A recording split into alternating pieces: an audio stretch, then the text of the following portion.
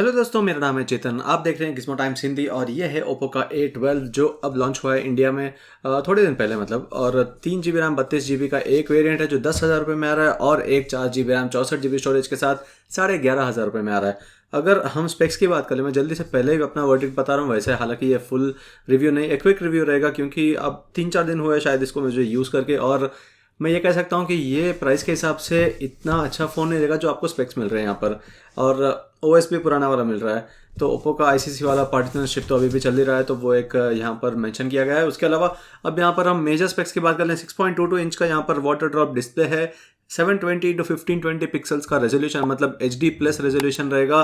AI dual rare camera, यहाँ पर वो ड्यूअल रेयर कैमरा है कौन सा, 13 मेगापिक्सल प्लस 2 मेगापिक्सल, 2 मेगापिक्सल वाला कैमरा है, डेप्थ सेंसर। और यहाँ पर 4230 mAh की एक लार्ज बैटरी दी गई है। लार्ज मतलब हाँ, इन अ वे इतनी भी कम बैटरी नहीं है। और इन अ वे देखो तो बहुत सारे फ़ोन अब इसी प्राइस रेंज में 5000 बैटरी के साथ भी आ रहे हैं। तो ये ऐसे नहीं कह सकते कि ये one of the largest batteries है यहाँ पर। और fingerprint sensor and AI face unlock भी है। और ये कलर यहाँ पर ब्लैक है और एक ब्लू कलर भी है, बट अवेलेबल तो ये था मार्केट में, तो मुझे ये ही अभी के लिए लेना पड़ा। और यहाँ पर चार्जिंग स्पीड्स रेटेड है 5V2 मतलब 10 वाट की चार्जिंग। दो चीज़ें जो आपको पहले से भी, अगर पहले पुराने ओप्पो फ़ोन्स या रियलमी के 1-2 फ़ोन्स की बात कर लें अगर, तो ये सिमिलर बैटरी कैपेसिटी, मतलब एक तरह से सोचो तो ये कुछ नया नहीं है। पहले के फ़ोन्स भी सिमिलर डिज़ाइन के साथ आए थे, सिमिलर यहाँ पर बैटरी कैपेसिटी के साथ आए थे।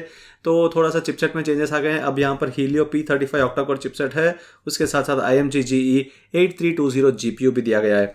तो ये डिज़ाइन, डायमंड कट जो डिज़ाइन है वो भी काफ़ी कॉमन है, बट उसके बारे में मैं बिल्कुल कंप्लेन नहीं करूँगा क्योंकि ये एक डिज़ाइन है जो मैं हर बार कहता हूँ कि अलग अलग डिज़ाइन अलग अलग कलर्स के साथ आती है, तो उसमें ऐसे कभी लगेगा ही नहीं कि यार डिज़ाइन अच्छा नहीं है, क्योंकि डिज़ाइन हर बार कुछ रिफ्रेशिंग लगता ही है उस टाइप के डिज़ाइंस को देखो तो। अगर आप तो यहाँ पर एक सिम इजेक्टर पिन दिया गया है, उसके साथ साथ यहाँ पर एक सेफ्टी गाइड है, एक यूज़र मैनुअल है, तो ये बुकलेट्स तो रहेंगे ही। उसके साथ ये एक ट्रांसपेरेंट कवर दिया गया है, तो ये एक अच्छी बात है कि ट्रांसपेरेंट कवर आपको बॉक्स के अंदर मिल रहा है, अलग से लेना नहीं पड़ेगा। एंड अब ये रहा है वो स्मार्टफोन जिसमें स्क्रीन गार्ड तो पहले ही लगा हुआ है, तो वो एक अच्छी बात है। बट ये टेम्पर्ड ग्लास नहीं है, ध्यान रखिए कि टेम्पर्ड ग्लास नहीं है। और इसमें आपको गोरिल्ला ग्लास 5 जैसा प्रोटेक्शन रहेगा नहीं, तो इन अ वे आपको थोड़ा इसको सेफली रखना पड़ेगा। अब मैंने फ़ोन ऑलरेडी यूज़ कर लिया है थोड़ा सा, तो यहाँ पर ऑलरेडी सेटअप कर दिया गया है डिवाइस को। अब फिजिकल एस्पेक्ट की बात करें, यहाँ पर एक पावर बटन है राइट साइड में और पीछे की तरफ वो ड्यूअल कैमरा कॉम्बिनेशन है। और ये जो मैट फिनिश है, जो ग्रेडियंट नहीं कह सकते इसको, डायमंड कट डिज़ाइन कह सकते हैं। तो ये डायमंड कट डिज़ाइन के साथ जब भी आप लाइट के अगेंस्ट देखोगे तो एक डार्क एक लाइट वो इंटरचेंज होते जाएगा। जब भी आप लाइट के अगेंस्ट इसको थोड़ा सा एंगल में चेंज करते हो, फिंगरप्रिंट सेंसर यहाँ पर दिख रहा है, LED फ्लैश भी दिख रहा है। ऊपर की तरफ कुछ नहीं रहेगा। लेफ्ट की तरफ यहाँ पर एक वॉल्यूम रॉकर बटन के साथ साथ सिम कार्ड का इजेक्टर एरिया भी रहेगा। और बॉटम में देखोगे अगर आप, यहाँ पर 3 चीज़ें रहेंगी। पहली बात तो माइक्रोफोन, उसके बाद हेडफोन जैक, नहीं 4 चीज़ें, स्पीकर ग्रिल भी है और माइक्रो USB पोर्ट। तो ये था फिजिकल एस्पेक्ट। फ़ोन के बारे में बाद में बात कर लेंगे, इंटरफेस के बारे में। उससे पहले यहाँ पर ट्रैवल अडेप्टर देख लें अगर, तो ये 5V2A का ट्रैवल अडेप्टर है जो इसका चार्जर रहेगा 10 वाट की स्पीड्स के साथ। तो वो आपको बॉक्स में दिया गया है। और उसके साथ साथ यहाँ पर एक माइक्रो USB केबल दी गई है, तो इसका मतलब ये है कि माइक्रो USB कनेक्टिविटी है। टाइप C तो आप एक्सपेक्ट नहीं कर पाओगे यहाँ पर। तो बॉक्स कंटेंट्स तो ये थे, कम से कम केस मिल रहा है, वो एक अच्छी बात है। और स्क्रीन गार्ड प्री इंस्टॉल्ड आता है, तो आपको अलग से कुछ लेने की ज़रूरत नहीं पड़ेगी। अगर हम अब इंटरफेस की बात करें, मैंने जैसे पहले भी बताया था कि लेटेस्ट OS नहीं है, मतलब ओपन है कि ये एक मतलब कॉम्प्रोमाइज़ कर दिया, कॉम्प्रोमाइज़ कह सकते हैं, क्योंकि लेटेस्ट OS अभी का लेटेस्ट नहीं, काफ़ी टाइम हो गया, ऑलमोस्ट 1 साल होने आया है कि एंड्रॉइड 10 आ गया है। बट अभी भी ये फ़ोन तो एंड्रॉइड 9 के साथ आ रहा है, विच इज़ एंड्रॉइड 9 पाई। तो ऑब्वियसली एंड्रॉइड 10 के जो बेस फीचर्स होते हैं वो यहाँ पर नहीं दिए गए हैं। इवन दो कलर OS खुद ही अलग से एक अपना स्टाइल लेके आता है, अपने फीचर्स लेके आता है, फिर भी जो बेस फीचर्स होते हैं वो यहाँ पर मिस आउट होंगे आप। और यहाँ पर ये डिवाइस स्टोरेज 11 GB अवेलेबल, ये रॉन्ग है क्योंकि ऑब्वियसली हम थोड़े ऐप्स इंस्टॉल किए, जैसे मैंने PUBG मोबाइल इंस्टॉल कर दिया। और Antutu बेंचमार्क उसका जो मतलब 3D बेंच है वो भी आधा GB तक यूज़ कर लेता है, तो वो तो सही नहीं है। बट अब कलर OS के दूसरे फीचर्स की बात करें, यहाँ पर notification, status bar settings, display and brightness settings मिल जाएंगे, जिसमें आपको ऑटो ब्राइटनेस का तो यहाँ पर ऑप्शन मिल रहा है। फिंगरप्रिंट, फेस एंड पासवर्ड, तो आपके पास फिंगरप्रिंट सेंसर यहाँ पर है।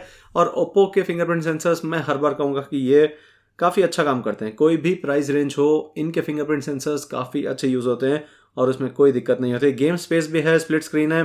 तो हमने ऑलरेडी इसमें PUBG मोबाइल एक बार स्टार्ट किया था, खेला भी था। अगर आप हमारा हिंदी चैनल गेमिंग वाला गेमिंग जोश फॉलो करते हैं तो वहाँ पर आप इसका गेमिंग रिव्यू देख सकते हो कि ग्राफिक सेटिंग्स क्या क्या पॉसिबल रहेंगी। ये दिखाना था मुझे। इंटरनेट शुरू करते ही यहाँ पर एड्स आते हैं। ये किसी भी ब्रांड का स्पेसिफिक नहीं है, ये हर ब्रांड के हर फ़ोन में अब शुरू हो गया है कि एड्स दिखाएंगे। तो ये तो यहाँ पर आपको क्लियरली दिख गया था। अब कलरओएस का यहाँ पर अपडेट आएगा या नहीं, एंड्रॉइड 10 का अपडेट आएगा या नहीं, वो अभी के लिए हमको इतना इसका अंदाज़ा नहीं है। बट मैं ज़्यादा एक्सपेक्ट नहीं करूँगा, क्योंकि बजट रेंज में हम ज़्यादा एक्सपेक्ट कर भी नहीं पाएंगे। कैमरा मैं आपको बाद में दिखा दूंगा। पहली बात यहाँ पर एंड्रॉइड बेंचमार्क स्कोर दिखा दूँ। 1 लाख का स्कोर है ये Helio P35 चिपसेट के साथ, और क्योंकि थोड़ा सा स्कोर कम भी रहेगा क्योंकि रैम का स्कोर कम आएगा। 3 GB रैम है, 4 GB रैम नहीं है यहाँ पर, क्योंकि 4 GB का रैम का वेरिएंट है 11,500 में, ये 10,000 वाला वेरिएंट है। सो 1 लाख के आसपास का आपको एंड्रॉइड 2 में स्कोर मिल रहा है। और अब एक बार आपको ऐप के अंदर ही जाके दिखा दूँ कि अबाउट सेक्शन में आपको और क्या क्या दिखेगा माई डिवाइस में। यहाँ पर तो Helio P35 MT6765V और PowerVR ROG G8320 13+2 मेगापिक्सल का कॉम्बिनेशन, और अवेलेबल 2.92 GB होता है मतलब रैम, और 4 Cortex A53 एक 2.3 GHz क्लॉक स्पीड के साथ, और 4 आएंगे 1.8 GHz क्लॉक स्पीड के साथ। एंड उसके अलावा यहाँ पर रिफ्रेश रेट तो 60 हर्ट्ज है, और उससे ज़्यादा वैसे भी क्या एक्सपेक्ट करोगे आप यहाँ पर। एंड अगर हम सेंसर्स की बात कर लें यहाँ पर,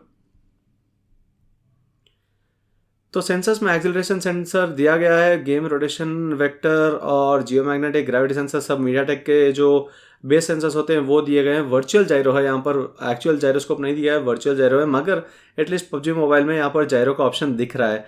थोड़े फ़ोन्स जैसे सैमसंग का जो अभी रिसेंट एक स्मार्टफोन था Galaxy M01, उसमें तो वर्चुअल जायरो भी नहीं है, एक्सीलरोमीटर यूज़ करके भी आप जायरोस्कोप का फंक्शनलिटी नहीं ले पाओगे गेमिंग में। तो यहाँ पर वो एटलीस्ट पॉसिबल है। तो अभी मैं एटलीस्ट ट्राई करूंगा आपको दिखाने के लिए कि यहाँ पर ग्राफिक सेटिंग्स क्या है। मगर आपको अगर फुल रिव्यू देखना हो तो गेमिंग जोश सर्च कीजिए, और मैं डिस्क्रिप्शन में उसका लिंक दे दूंगा वैसे चाहिए तो अगर आपको, तो वहाँ पर आप इसका गेमिंग रिव्यू देख सकते हो, ये देखने के लिए कि ये फ़ोन गेमिंग के लिए अच्छा है या नहीं। बाकी वैसे हाँ, 13 मेगापिक्सल और 2 मेगापिक्सल का कैमरा मैं दिखा दूंगा कि क्या क्या सेटिंग्स के साथ आता है, मगर आप उस कैमरा से भी ज़्यादा कुछ एक्सपेक्ट नहीं कर पाओगे। पोर्ट्रेट्स में एटलीस्ट थोड़ा सा हेल्प किया था।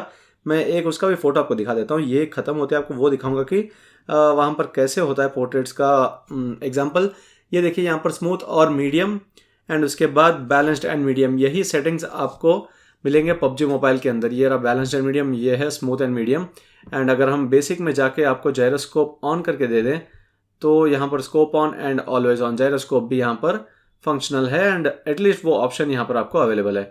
अब मैं जैसे कैमरा का कह रहा था आपको, तो ये है कैमरा का एप्लीकेशन, और कैमरा के एप्लीकेशन में आपको फोटो, वीडियो और उसके साथ साथ पोर्ट्रेट का ऑप्शन मिल जाएगा। पोर्ट्रेट इसलिए क्योंकि यहाँ पर 2 मेगापिक्सल का कैमरा पोर्ट्रेट्स के लिए ही दिया गया है। तो अगर हम अंदर ऑप्शंस में जाते हैं, वीडियो के अंदर जाके ऑप्शंस में जाते हैं, तो आपको यहाँ पर वीडियो की पॉसिबिलिटी क्या है वो आपको बता दो। 1080 at 30 FPS की पॉसिबिलिटी रहेगी वीडियो कैप्चरिंग की, तो यहाँ पर वो आप देख सकते हो वो रहेगी। अब मैं फ़ोटो एक दिखा दूँ जो मैंने पहले कैप्चर किया था, तो ये रहा इसका जो पोर्ट्रेट कैप्चर है। तो यहाँ पर तो काफ़ी अच्छे से फोकस हो गया है, और पीछे का बैकग्राउंड काफ़ी ब्लर्ड है, और ये इन अ वे हाँ सॉफ्टवेयर प्लस हार्डवेयर दोनों का थोड़ा कॉम्बिनेशन होता है। और बाकी फीचर्स जो यहाँ पर ऐप में अवेलेबल होते हैं वो है panorama, expert, time lapse and sticker. तो ये Oppo A12 इन अ वे, अब मैं कहूँ कि ये फ़ोन इतना अच्छा है या नहीं, वैसे तो एज अ बेस डिवाइस जो आप अगर एक बेसिक स्मार्टफोन चाहते हो तो फिर भी कंसिडर कर सकते हो, क्योंकि Helio P35 इन अ वे चिपसेट ऐसा ख़राब चिपसेट नहीं है, आपको डे टू डे यूसेज में काफ़ी नीटली काम करेगा और कोई दिक्कत नहीं आएगी। मगर ओप्पो ने अपने साइड से यहाँ पर लेटेस्ट एंड्रॉइड OS दिया भी नहीं है। एंड्रॉइड 9 पाई बेस्ड ColorOS 6.1 है। ऑलरेडी मार्केट में ColorOS 7 के स्मार्टफोन्स आ गए हैं जो एंड्रॉइड 10 बेस्ड होते हैं, वो यहाँ पर नहीं दिया गया है। तो और इसी प्राइस रेंज में अब फुल HD डिस्प्लेस भी आ गए हैं, तो ये HD+ डिस्प्ले के साथ आ रहा है। बैटरी ठीक है, 4230 mAh है, तो वो कम से कम एक दिन का आराम से यूसेज देगा। और यहाँ पे HD+ डिस्प्ले है और फुल HD नहीं है, तो ऑब्वियसली वो बैटरी ड्रेन भी कम रहेगा। तो बैटरी के हिसाब से कोई दिक्कत नहीं रहेगी। 10 वाट का चार्जिंग भी एक दिक्कत कह सकता हूँ मैं, 18 वाट होता तो और बेटर रहता। तो इन वे मैं कहूँगा not a bad choice overall, but फिर भी ये क्यों लोगे आप जब आपके पास इतने सारे ऑप्शन है मार्केट में। इसके कंपैरिजन में अगर मैं 3-4 फ़ोन इजीली ऐसे ही अगर आप बात करें तो मैं दिखा दूं, एक रहेगा Realme का Narzo 10, Narzo 10A, दोनों ऑप्शन Realme के। उसके बाद यहाँ पर Redmi Note 8 जो स्मार्टफोन था वो भी 10,000 के आसपास का, वो भी एक कंसिडरेबल ऑप्शन है। सैमसंग से Galaxy M11 था जो मतलब मैं कह सकता हूँ वो भी एक अच्छा फ़ोन था नहीं, मगर फिर भी इसके कंपैरिजन में वो भी एक मतलब कंपैरेबल डिवाइस है। तो कई सारे ऑप्शन है यार, इसके अलावा भी कई सारे ऑप्शन है जो आप कंसिडर कर सकते हो। तो ये एक फ़ोन नहीं है जो मैं श्योर शॉट कह सकता हूँ कि ठीक है 10,000 रुपये का बजट है तो आप ये ले लो, क्योंकि आपको कंपेयर करके देखना पड़ेगा कि आपके यूसेज के हिसाब से आपको कौन सा फ़ोन लेना चाहिए। वीवो के भी U10 U20 स्मार्टफोन्स थे, वो भी एक वन ऑफ द चॉइसेस बन सकते हैं आपके लिए। तो ये था ओप्पो A12 का अनबॉक्सिंग और एक क्विक रिव्यू। और इसके बारे में कुछ और जानना चाहते हो तो नीचे कमेंट कीजिए और मैं उसको आंसर करने की कोशिश करूंगा। इस वीडियो को लाइक कीजिए, शेयर कीजिए और सब्सक्राइब कीजिए गिज़मो टाइम्स हिंदी को। देखने के लिए धन्यवाद। मिलते हैं आपको अगली वीडियो में।